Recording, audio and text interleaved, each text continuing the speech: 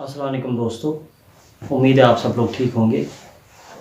आज हम जिस मौजू पे बात करेंगे वो है लॉकडाउन की वजह से बच्चों में डिप्रेशन का ग्राफ बढ़ना और उसमें पेरेंट्स की ज़िम्मेदारी। अगर डिफरेंट रिपोर्ट्स की माने, डिफरेंट जो ऑर्गेनाइजेशंस हैं जैसे सेव चाइल्ड ऑर्गेनाइजेशन है, इसी तरह से बाकी कुछ एनजीओज़ हैं, अगर उनके रिपोर्ट्स की माने तो ये सच में एक बहुत ही इम्पॉर्टेंट मौजू है, एक इम्पॉर्टेंट टॉपिक है जिस पर बात करनी चाहिए।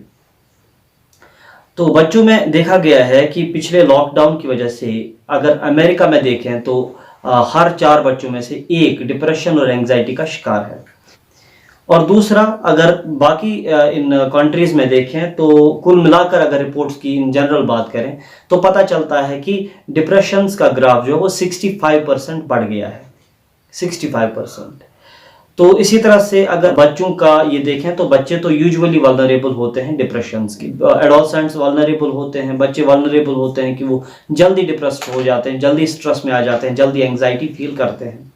अब नॉर्मल कंडीशंस में बच्चे को डिप्रेशन इसलिए ज़्यादा जल्दी नहीं होता क्योंकि नॉर्मल कंडीशंस में बच्चा प्रेफर करता है घर से बाहर रहना। अब स्कूल में टाइम गुजारता है, अपने जूनियर्स से, सीनियर्स से, क्लासमेट से टाइम गुजारता है, उनके साथ बात करता है, इंटरेक्ट करता है, इसी तरह से टीचर्स के साथ इंटरेक्ट करता है। तो बहुत टाइम मिलता है उसको घर से बाहर बाकियों के साथ इंटरेक्ट करने के लिए। लेकिन जब एक लॉकडाउन की सूरत हाल होती है, जब एक लॉकडाउन होता है तो उसमें बच्चे के पास सिर्फ एक ही ऑप्शन बचता है, वो है अपने पेरेंट्स के साथ इंटरेक्ट करना या पेरेंट के साथ रहना। सो ऐसे में जब सिर्फ इंटरेक्शन के लिए पेरेंट्स होते हैं, वहां पर पेरेंट पे पूरी जिम्मेदारी जो है वो आयद होती है कि पेरेंट जो है वो कंप्लीट एक काउंसलर और मेंटर की तरह काम करे। अभी तक लॉकडाउन के बगैर क्या होता है, लॉकडाउन के बगैर एक काम बटा होता है, मेंटर, ये जो है काउंसलर, ये काम टीचर्स को मिलता है और उसके बाद जो इसके दोस्त वगैरह होते हैं वो भी किसी हद तक अच्छे काउंसलर बनते हैं, क्योंकि जब कभी भी इससे कोई प्रॉब्लम होता है बच्चे को पर्सनल लाइफ में या कोई भी प्रॉब्लम होता है तो वो शेयर करता है अपने दोस्तों के साथ, जिससे किसी हद तक उसका स्ट्रेस लेवल कम हो जाता है। और इसके अलावा अब अगर लॉकडाउन है तो लॉकडाउन में एक बच्चे के पास एक ही ऑप्शन बचता है, उसे जो भी फॉर एग्जांपल बात अच्छी लगे, बुरी लगे या कुछ भी ऐसा जो है उसको फील हो, वो शेयर करने के लिए इसके पास सिर्फ है उनके पेरेंट्स, क्योंकि वो 4 दीवारी में बंद है और उनके पास सिर्फ पेरेंट्स हैं जिनसे वो बात कर सकते हैं। वर्चुअली तो अगर वो बात कर भी सकते हैं, ऑनलाइन बात कर सकते हैं, किसी और से फ़ोन पे बात कर सकते हैं, लेकिन डायरेक्टली वो सिर्फ अपने पेरेंट्स से ही बात कर सकते हैं, इंटरेक्ट कर सकते हैं। तो ऐसे में एक पेरेंट जो है उसे मोर देन ए पेरेंट, उसे एज काउंसलर काम करना चाहिए और उसे एज पर्टिकुलर मेंटर काम करना चाहिए। कहना आसान है लेकिन फिर भी अगर कोशिश की जाए तो बहुत ज़्यादा मुश्किल नहीं है। तो यूजुअली क्या होता है, यूजुअली बच्चा और जो पेरेंट होता है उनके बीच में जो अननेसेसरी गैप है, गैप होनी चाहिए but there is an unnecessary gap. जो गैप जो होती है वो अक्सर इस वजह से भी क्रिएट होती है क्योंकि कोई पेरेंट ऐसा भी होता है, कुछ पेरेंट्स ऐसे भी होते हैं जो बच्चे को अननेसेसरीली बार बार स्कोल्ड करते हैं एंड उनके क्वेश्चन करने का पैटर्न डिफरेंट, उनके फॉर एग्जांपल बच्चे के तई सोचने का जो तरीका डिफरेंट, या बच्चों से डिफरेंट डिमांड्स करना। फॉर एग्जांपल जैसे हम लोगों ने अक्सर देखा होगा कि रिजल्ट के दिन बच्चे से ये डिमांड की जाती है कि why you did not gate 100% marks, so 1 mark कहाँ चला गया, 99 क्यों लाए, 99 से आगे क्यों नहीं बढ़े। तो इस तरह के जो डिमांड है कि नहीं मुझे 100 चाहिए।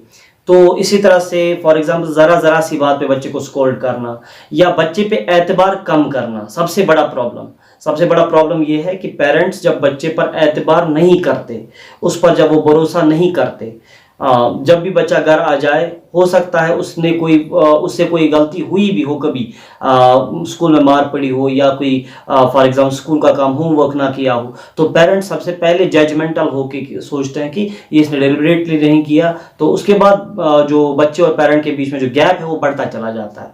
तो पेरेंट को बच्चा फेस करना कम प्रेफर करता है। जब बार बार स्कोल्डिंग बच्चे पे एतबार नहीं किया, बच्चे को फॉर एग्जांपल हमेशा बार बार झूठा साबित किया, बच्चे को बार बार धोखेबाज साबित किया, तो उससे क्या होता है, बच्चे और पेरेंट के बीच में गैप बढ़ती जाती है। और जब वांटेड और अनवांटेडली जब फॉर एग्जाम्पल इन्हीं पेरेंट्स के साथ बच्चे को टाइम बिताना पड़ता है, वो बच्चा एलोन फील करता है, वो बच्चा अकेला महसूस करता है। तो बेहतर ये है कि शुरू से ही बच्चे और आपके बीच में जो गैप है उसको एक रिक्वायर्ड हद तक रखें। रिक्वायर्ड हद से ज़्यादा गैप बढ़ गया तो that means you are acting like a dictator.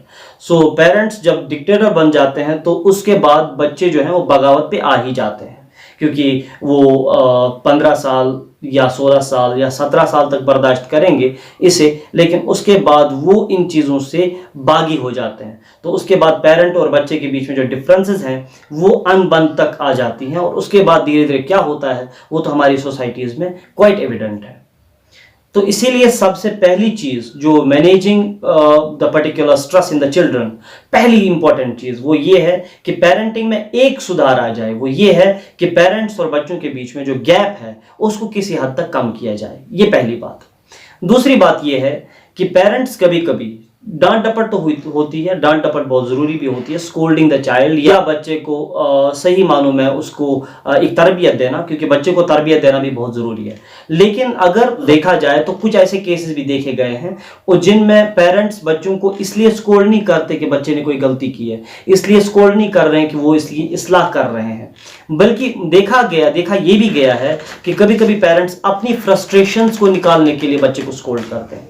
अपनी फ्रस्ट्रेशंस को निकालने के लिए बच्चे को अपनी फॉर एग्जांपल वो जो है स्कोल्डिंग का और ताने कसने का बाकी चीज़ों का मरकज बनाते हैं, तो उसी पे मरकूज हो जाता है उनका पूरा जो है वो जिसे कहेंगे डांट डपट। तो कभी कभी ड्यूटी का टेंशन, कभी उसका टेंशन, कभी इस चीज़ का टेंशन, तो ये सारे टेंशन, ये सारे फ्रस्ट्रेशंस दिमाग में लाके जब एक पेरेंट घर आता है तो वो जो अपने बच्चे को फेस करता है, तो उसको फेस करते वक्त सारे फ्रस्ट्रेशंस अपने दिमाग में लाके वो पूरा सारा गुस्सा जो है अपने बच्चे पे उतारता है। तो कभी कभी ये भी देखा है, कभी कभी नहीं बल्कि अक्सर ऐसा भी होता है।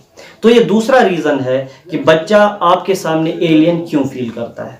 तीसरा एक रीज़न वो ये है कि अगर आप एक अच्छे काउंसलर हैं, अगर आप पेरेंट हैं और आप अच्छे काउंसलर बनना चाहते हैं बच्चे के लिए, अपने बच्चे के लिए, तो सबसे पहले आपको अपने बच्चे की एटलीस्ट हर बात सुननी पड़ेगी। उसके बाद आप खुद फिल्टर करें कि कौन सी बात इसके लिए सही है, कौन सी नहीं है। आई कैन से पैम्परिंग भी ज़रूरी नहीं है। पैम्परिंग का मतलब आप फॉर एग्जांपल उसका लाड प्यार बाकी चीज़ें कि हर बात आप समझ लो, हर बात पर आप उस पर आमना सादक ना करो, तो ये भी ज़रूरी नहीं है। लेकिन एटलीस्ट किसी हद तक आपको अपने बच्चे के लिए अवेलेबल तो रहना पड़ेगा, आपको अपने बच्चे की बात सुननी पड़ेगी। तो कुछ वक्त के लिए जब तक लॉकडाउन है तब तक ही हो सके तो, लॉकडाउन के दौरान ही अगर हो सके तो एक काउंसलर बन के, एक मेंटर बन के, एक बेटा पेरेंट बन के और एक फ्रेंडली पेरेंट बन के अगर आप बच्चे को इस स्ट्रेस या डिप्रेशन से बाहर आने में हेल्प कर सको तो शायद आप एक पेरेंट की सूरत में आप सक्सेसफुल हैं। तो सबसे पहली इंपॉर्टेंट बात ये थी कि जो फॉर एग्जांपल एक पेरेंट्स और बच्चों के बीच में जो गैप है उसको कम किया जाए। और दूसरी एक चीज़ ये है बच्चे को अनवांटेडली स्कोल्ड करना, अपनी फ्रस्ट्रेशन को निकालने के लिए बच्चे पर स्कोल्ड करना, बाकी चीज़ें करना, उसको किसी हद तक कम किया जाए। तो जितने भी सुसाइड केसेस आपने देखे इस लॉकडाउन के दौरान भी बहुत सारे सुसाइड केसेस हुए बच्चों में। तो किसी ने फॉर एग्जांपल फांसी लगा के अपनी जान दे दी, तो किसी ने किसी और तरह से अपनी जान दे दी बच्चे ने।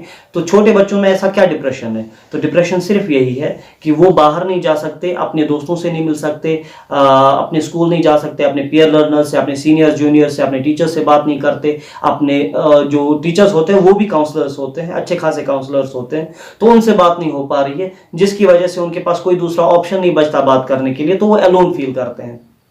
Loneliness, stress, anxiety, depression, it ultimately leads to the particular suicidal tendency and finally बच्चा सुसाइड कर बैठता है।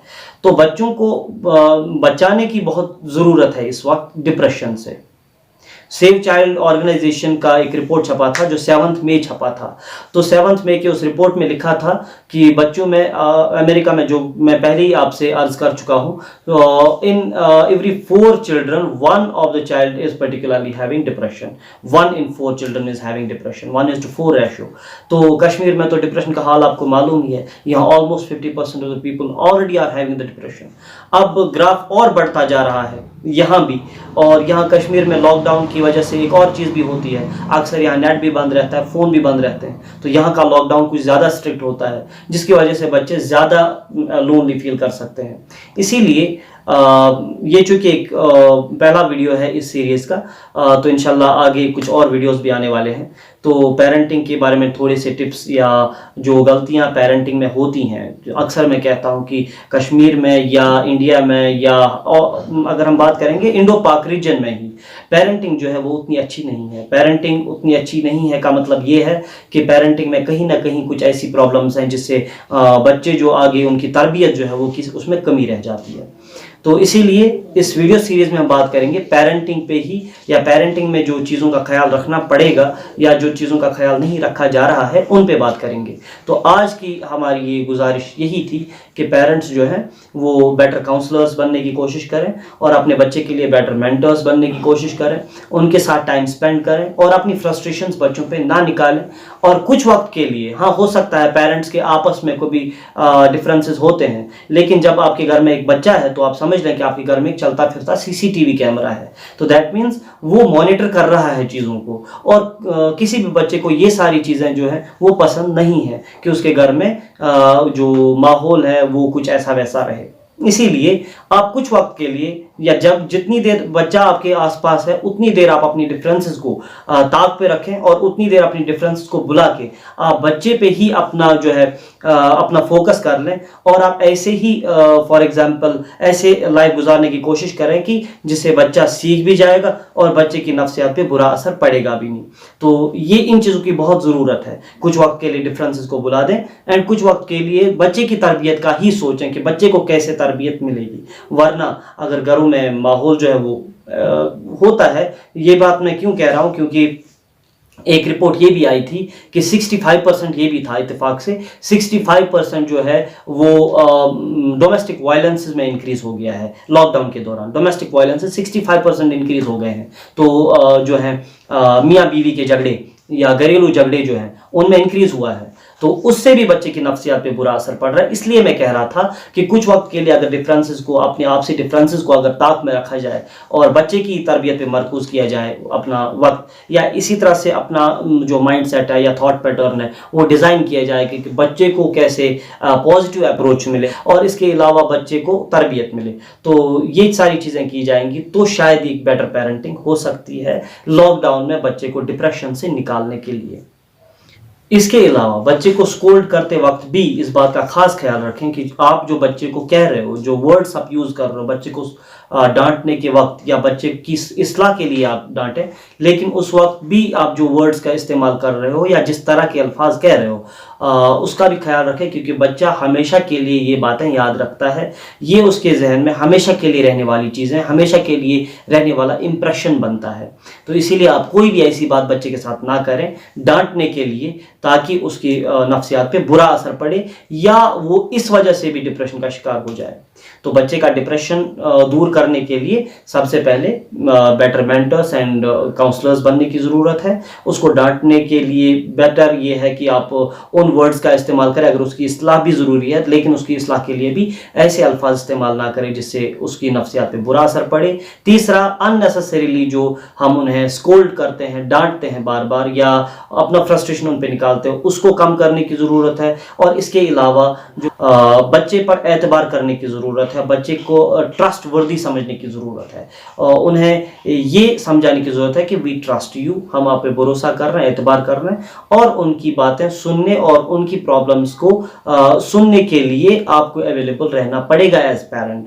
तो इसी से आगे जो है बच्चों का जो डिप्रेशन है किसी हद तक कम हो सकता है। तो हम उम्मीद करेंगे इंशाल्लाह कि आपको ये वीडियो पसंद आ जाए। और भी वीडियोस आ रहे हैं पेरेंटिंग पे और बात करेंगे बच्चों के नफ्सियात के बारे में या बच्चों के तरबियत के बारे में क्या क्या करने की ज़रूरत है। तब तक के लिए आप सलामत रहें। अस्सलाम वालेकुम।